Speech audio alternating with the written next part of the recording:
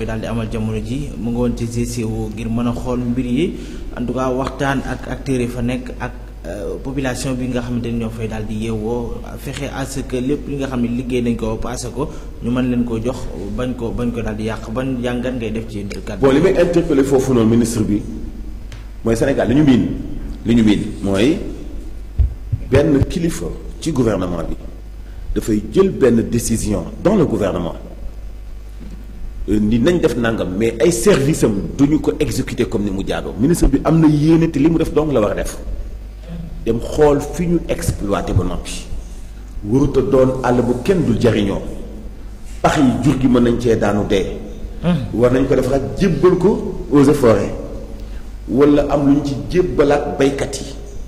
parce que suuf si dafay gën a nanguwaat parce que jëkkee nañu ko gas nañu ko gauche ak droite kon loolu defe naa ni avis ak idée bu am solo la bu jóge ci gouvernement bi lu ñu war a respecter la mais problème bi mooy toujours li nekkoon Sénégal ñu tàmm ko mooy kilifa day ñëw jaar fenn jël ay décision ni nañ ko respecter mais bu demee ñu def leneen jaadu na nag service de l'environnement yi nekk ci région bu Thiès département bu Tivaouane ñu bàyyi xel bu baax décision ministre bi pour ñu xool entreprise française boobu di exploiter zircon bi déplacer ay villages déplacer ay sëkk sonal aw askan yàq ay tool pour génne benn meññeef bu nekk ci suuf. wala mbell bu nekk ci suuf lii xemmeemteefu gouvernement mooy bu ñu noppee suulaat ko pour ñu mën a utiliser waat suuf si ci naneen loolu dañ ko war a non seulement respecter mais ci délai bu gàtt parce que ñoom ñi ko doon gas am nañu en même temps ay jumtukaay yu ñu ko mën a suulee ba suuf si ñu mën ko utiliser kon defe naa ne ministre bi ak décision bi mu jël duñu ko doxale comme ni ñu doon doxale ci nguuru Macky Sall muy wax lu dul def wax lu sa ay service dul def wax lu ñu dul respecté ba nga xamante ni bii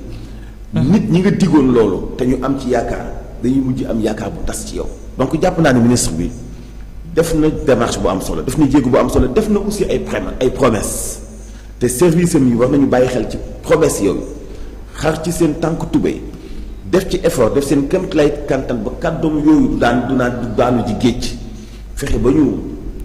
exploité waat suuf si non seulement exploité waat suuf si mais même bu duggee ci loxo eaux et forêts dafa am ay mécanismes yoo xam ne moom la laaj parce que bu ñuy wax aussi suuf bu ñuy exploité waat ci wàllu naataay soxla na ndox est-ce que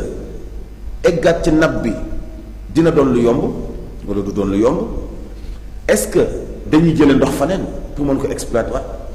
est-ce que li ëpp dañ koy def agriculture wala dañ koy delloowaat forêt bi mu doonoon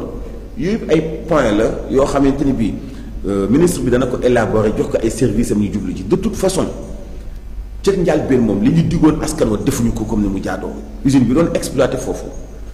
respecté wu li doxoon digganteem ak dëkk yi mu doon déplacé. ak dëkk yi mu doon tuxal li ko fa war a defu ko fa ni mu ci waroon a taxawu ci noonu xëy na mën nañu am changement gouvernement bu bees bi mais li koy gën a firndeel daal ci changement yooyu mooy li ministre bi wax jël ko comme dogal ay services am nañu ko respecté ba nga xam ne daa ñu ñëw taxawaat beneen yoon ministre bi taxaw ci benn place nii fii de maa fi taxawoon daaw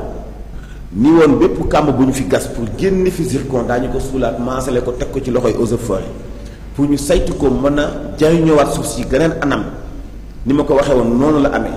tey ndox am na fi def nañ fi garab gi bay nañ fi tool bi et cetera surtout zone boobu nga xamante ni bi zone mbay la surtout mbayum dër